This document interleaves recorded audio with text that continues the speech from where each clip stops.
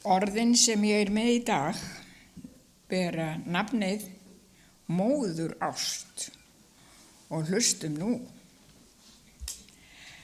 Allir þessir ránfuglar, hvers vegna svífa þeir svona lágt yfir jörðinni? Ég var á göngu upp kjarri vaxna brekku, fagur græna eftir vornæturregnið.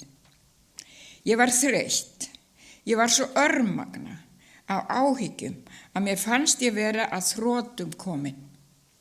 Svífandi fuglarnir mögnuðu áhyggjur mínar, hegðun þeirra gaf eitthvað ógnvænlegt til kynna, eða eitthvað svo sjúklegt. En fegur þessa ferska morguns og heiðríkja himinsins sem aðskildi mig frá því óendanlega gerði eitthvað til að draga úr spennunni sem í mér var. Einhvers staðar í nánd við bugðótta sendna veginn heyrðist seitlandi lækjar niður, ferskur eftir regn næturinnar, lítil gul blóm sveigðust í þýðum vindblænum og sneru fagrum krónum sínum mót morgun sólinni. Ég stundi. Ó Guð, taktu allar áhyggjur mínar og sýndu mér hvernig ég á að lifa. Þegar ég leit yfir hæðina, tók ég eftir hundruðum fjár sem voru á beit norðar eftir hlíðinni. Ég var viss að verða á vegi þeirra þegar þær færu yfir veginn á leið þeirra að læknum í gilinu fyrir neðan. Ég renndi augunum yfir brekkurnar hvort ég sæi fjárhirði eða fjárhund, en sá engan. Þær virtust vera svo rólegar og ánægðar, svo áhyggjulausar. Ef ég gæti nú bara verið eins róleg eins og þær, hugsaði ég með sjálfri mér.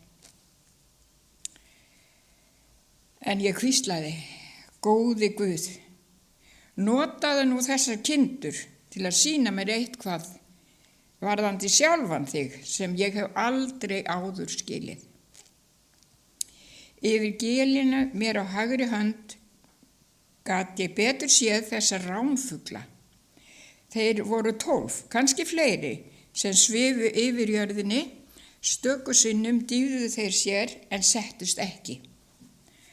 Nokkur hundruð kinda voru þá þegar komnar að ánni.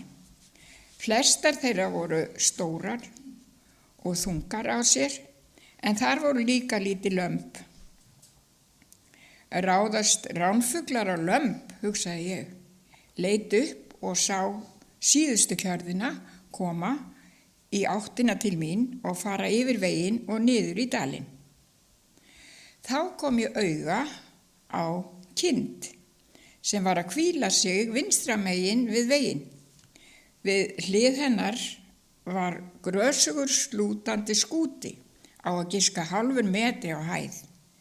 Undir skútanum sá ég lítið grátt lamb og voru framfætur þess tengðar eins langt fram á við og þær komust og afturfætur þess eins langt aftur og þær komust. Lambið er dáið, hugsaði ég, og ránfuglarnir bíða eftir að komast hingað og éta þetta yndislega dýr.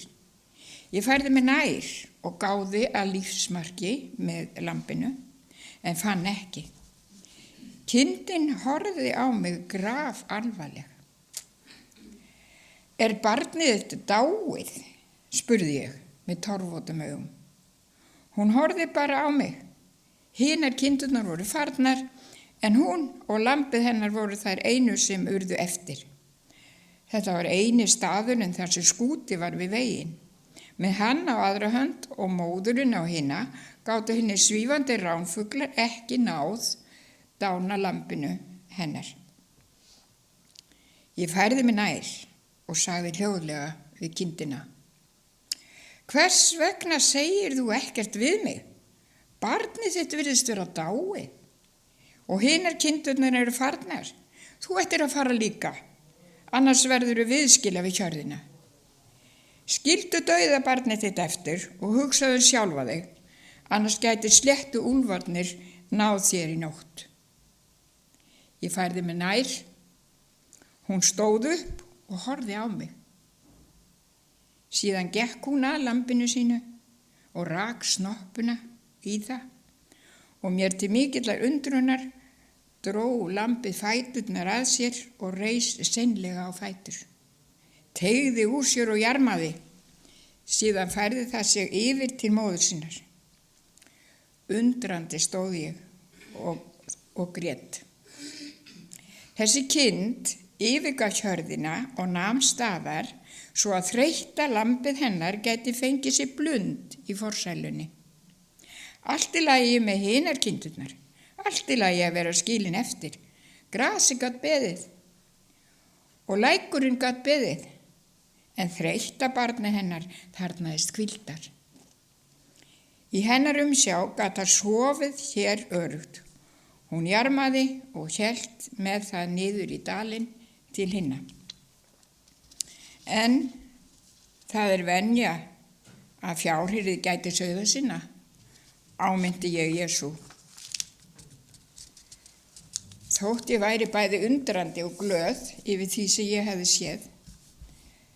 Það rétt, virtist mér Jesú segja við mig, en mundu að ég var einu sinni þreytt lamb og að nú ert þú lambið mitt.